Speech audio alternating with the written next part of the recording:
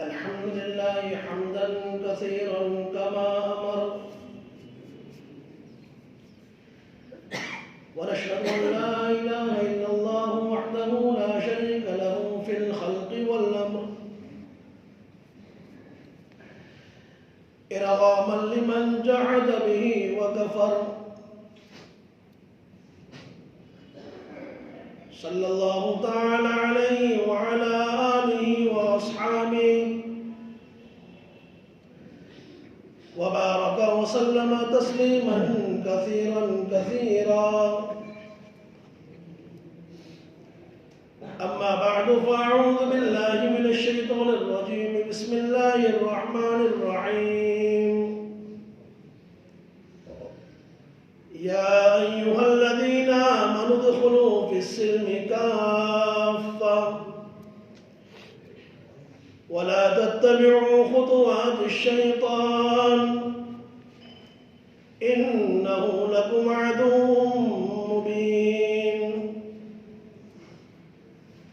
وقال النبي صلى الله تعالى عليه وسلم: من تشبه بقوم فهو منهم، أو كما قال عليه الصلاة والسلام. اللهم صل على سيدنا محمد وعلى آل سيدنا محمد وبارك وسلم.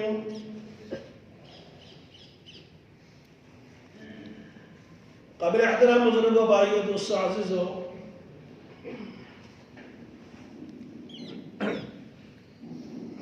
قرآن کریم میں حق تعالی شانہ عمل والہ نے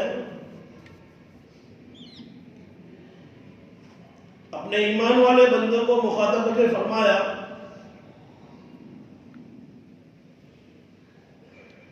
اے ایمان والوں،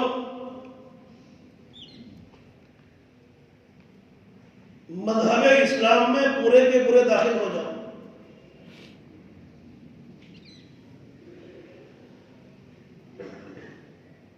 وَلَا تَتَّبِعُوا خُطُوَاتِ الشَّيْطَانِ، اور شیطان جو تمہارا کھلا دشمن ہے، بنی آدم کا، بنی نوع انسان کا کھلا دشمن ہے، اس کی پیروی مت کرو. اِنَّهُ لَكُمْ عَدُوٌّ مُّبِينٌ. قرآن کریم کہتا ہے کہ شیطان بنو نوع انسان کا کھلا دشمن ہے.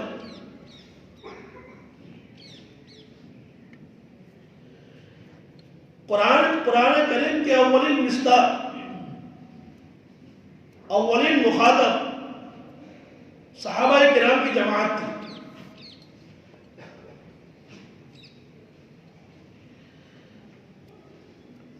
اور خطاب فرمایا صحابہ کرام کو اور سبق دیا امت کو.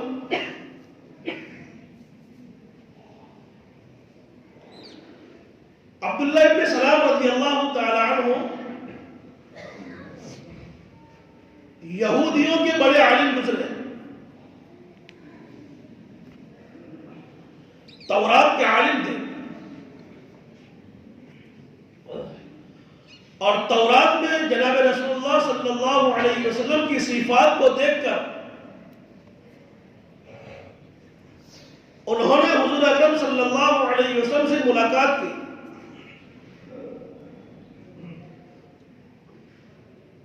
جب چہرہ انور پر نظر پڑی تو فرمایا کہ انہو لیس بوجہہ کذاب، کہ آقائے مدنی تاجدار مدینہ جناب رسول اللہ صلی اللہ علیہ وسلم کا چہرہ کسی جھوٹے کا چہرہ نہیں ہو سکتا.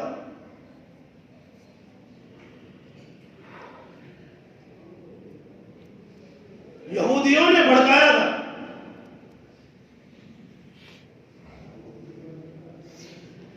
کہ وہ تو جھوٹے ہیں، جادوگر ہیں، اور جو ان کی مجلس میں جاتا ہے جادو کر دیتے ہیں. ایسی باتیں ان کے کان میں ڈالی تھی.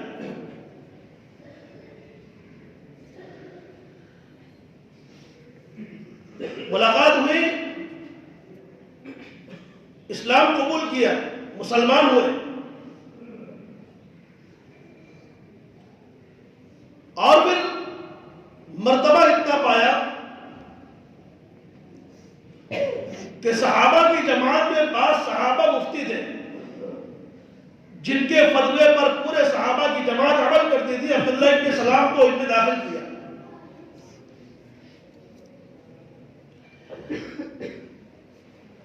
حضور اکرم صلی اللہ علیہ وسلم کو عبداللہ ابن سلام رضی اللہ تعالیٰ عنہ نے یہودیوں کی ایک قبیح حرکت بتائی اور فرمایا کہ ان کے اوپر بھروسہ نہ کرنا. یہودی خطرناک قوم ہے. فرمایا کہ یہ یہاں بات کریں گے یہاں پھریں گے. یہ ایسی قوم ہے کہ یہاں بات کریں گے یہاں پھریں گے، یہاں تعریف کریں گے یہاں برائی کریں گے. ان کے قول پر، ان کے حرکات پر، ان کی باتوں پر آپ بھروسہ نہ کرنا.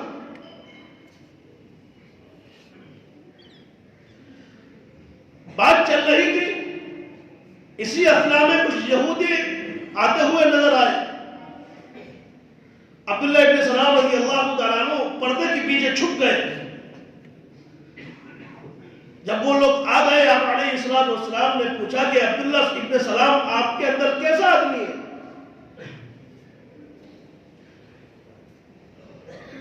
کہا کہ سیدنا، کہ ہمارے سردار ہے، نیک ہے، اور ان کے ابا بھی نیک تھے. اللہ کے نبی علیہ السلام نے پھر سوال کیا کہ اگر وہ اسلام قبول کر لے تو ایسا کیسے ہو سکتا ہے کہ وہ ایک عالم آدمی ہے، تورات کو جاننے والے آدمی ہیں، اور وہ آپ جیسے امی کے ہاتھ پر ایمان قبول کریں گے؟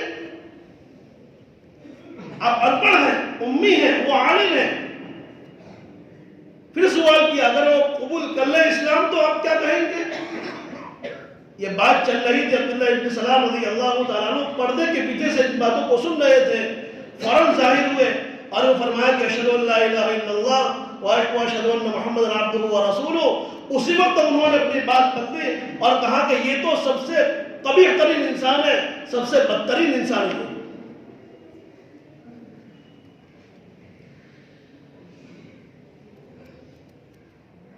ایک قانون تھا ان کے مذہب میں، یہودیوں کے مذہب میں قانون تھا کہ اونٹ کا گوشت کھانا حرام ہے ان کے نزدیک. آج بھی یہودیوں کے مذہب میں اونٹ کا گوشت کھانا حرام ہے، جبکہ اسلام میں اس کی حرمت نہیں ہے، حلال ہے. اور کچھ لوگوں کی طبیعت ایسی بن جاتی ہے کہ کھاتے نہیں ہیں، کسی چیز کو استعمال نہیں کرتے، اور اچانک وہ چیز سامنے آ جائے طبیعت نہیں مانتی ان کی. عبداللہ ابن سلام رضی اللہ تعالیٰ عنہ کا یہی حال تھا کہ چونکہ یہودیوں سے آئے تھے اور وہ جانتے کہ ہمارے مذہب میں یہودیوں میں یہ چیز حرام ہے. اسلام میں آنے کے بعد انہوں نے حلال تو سمجھ لیا لیکن طبیعت مانتی نہیں تھی، اس لیے ان کے اوپر عمل کرنا ان کے لیے دشوار تھا.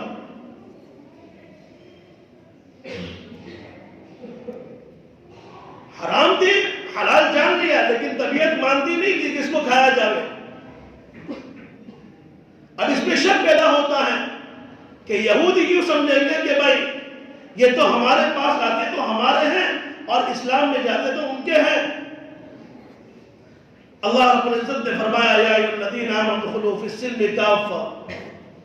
اگر اسلام میں داخل ہو رہے ہو تو یہودیوں کے سارے طریقے چھوڑ دو اور پورے طور پر اسلام میں داخل ہو جاؤ. آپ نے جو اپنے دل میں عملی طور پر تو نہیں لیکن قولی طور پر اس بات کو اقرار کیا ہے کہ اونٹ کا گوشت حرام ہے، اب اس کو حلال سمجھ کر کھانا شروع کرو.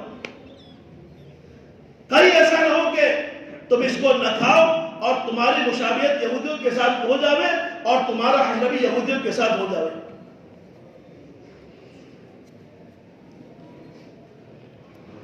تو اللہ نے اس بات کو گوارا نہیں کیا کہ ایک صحابی اسلام میں داخل ہوئے اور ان کا طریقہ وہی رہے جو پرانا تھا.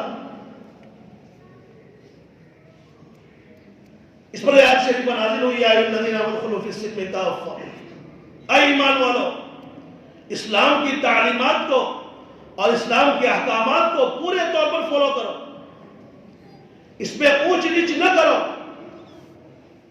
ورنہ ایسا ہوگا کہ اگر تم اسلام میں رہتے ہوئے غیروں کے طریقوں کو اپنی زندگی میں اتارو گے، کہیں ایسا نہ ہو کہ تمہارا حشر بھی کل قیامت کے میدان میں ان کے ساتھ ہو جائے.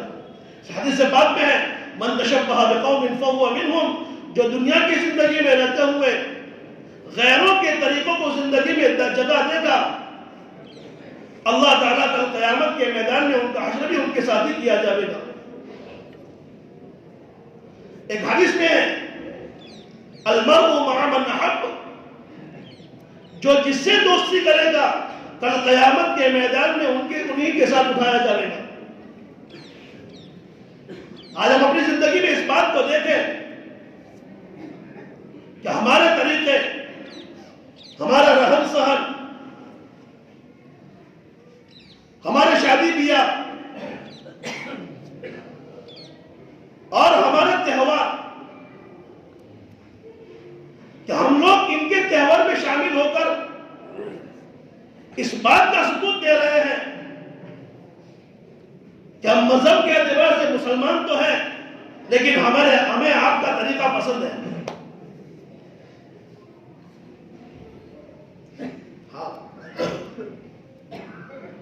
ہماری شادیاں دیکھیں، ہمارے ان لوگوں کے ساتھ ان کے تہواروں میں شریک ہو کر ان کے جیسا عمل کرنا کہ ایک دن کی خوشی ہے، ایک دن کر لو، بعد میں توبہ کر لیں گے. پتنگ ایک دن اڑا لو، پٹاخے ایک دن پھوڑ لو، شادی بیاہ میں غیروں کے طریقے ایک دن کر لو، ایک دو دن کر لیں گے پھر توبہ کر لیں گے. ارے توفیق بھی ملے گی نہیں ملے گی؟ اللہ کے نیک بندے اللہ کے عذاب سے ڈرا کرتے تھے.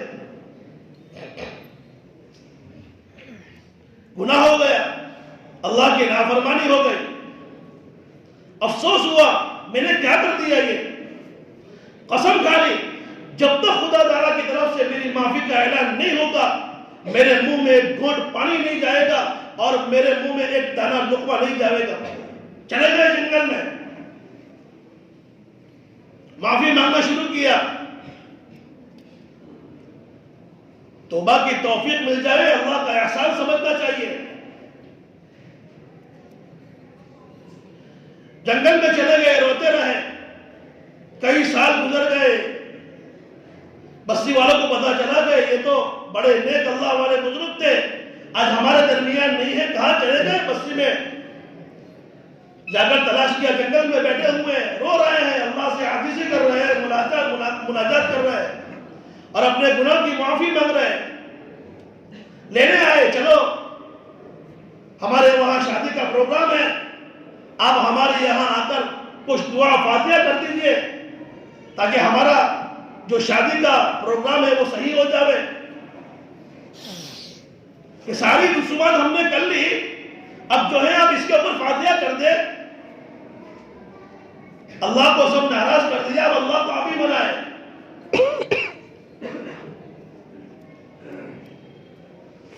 کہاں کہ میں نہیں آ سکتا، میں نے اللہ سے عہد کیا ہے کہ جب تک یہ گناہ کی معافی نہیں ملے گی میرے منہ میں ایک لقمہ پانی، ایک گھونٹ پانی نہیں جائے گا اور میرے منہ میں ایک لقمہ نہیں جائے گا.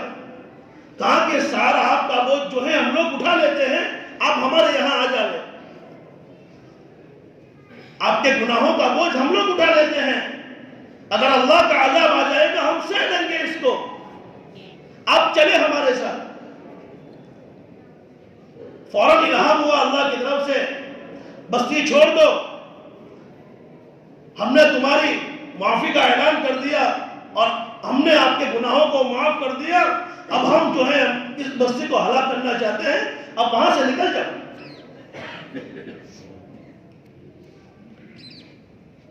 اس اللہ والے نے اس بستی کو چھوڑ دیا، جیسے ہی اس حد کو پار کر دیا اللہ کی طرف سے حکم ہوا کہ اس بستی کو الٹا کر دو۔ اللہ نے بستی کو الٹا کر دیا، سارے بستی والے ہلاک ہو گئے۔ اس لیے اپنی طاقتوں پر، اپنے مال کے بلبوتے پر، اپنی صلاحیتوں کے بلبوتے پر اللہ کو ناراض کرنے کی کوشش نہ کرے۔ ایک دن کی خوشی میں اللہ کو ناراض کر کے ہمیں کیا ملتا ہے، اور غیروں کے تہواروں میں شریک ہو کر ہمیں کیا ملتا ہے، اور غیروں کے جتنے بھی طریقے ہیں اس میں سراسر کھوٹ ہے، سراسر نقصان ہے، جسمانی اعتبار سے بھی، مذہبی اعتبار سے بھی، اور آخرت کے اعتبار سے بھی۔ اب پتنگ اڑائیں گے تو کیا فائدہ ہوگا؟ سب سے پہلے تو حسد پیدا ہوگا، سب سے پہلے حسد پیدا ہوگا۔ دوسرے نمبر پر اپنے مال کا ضیاع، اسراف، اور اسراف کرنے سے مال میں بڑھوتری نہیں ہوتی بلکہ کمی ہوتی ہے، برکت نہیں ہوتی۔ تیسرے نمبر پر آنکھوں کے زنا کا خطرہ ہے۔ چوتھے نمبر پر چھتوں پر جائیں گے وہاں سے گر جانے کا خطرہ ہے، اور راستوں میں دوڑیں گے تو جان کا خطرہ ہے، کہیں کسی کے اندر آ گئے، ایکسیڈنٹ ہو گیا، پھر پوچھنا ہے کہ شہادت کی موت ہوئی کیا؟ یہ سارے طریقے، سارے رواجات، غیروں کے سارے طریقے ہمارے لیے قابل اتباع نہیں ہے۔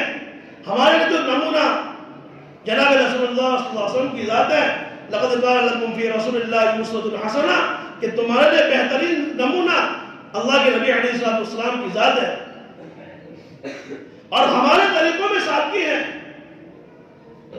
ہمارے طریقوں میں شرم و حیا ہے، ہمارے طریقوں میں مال کا اسراف نہیں ہے۔ میرے فاطمی دینا کوئی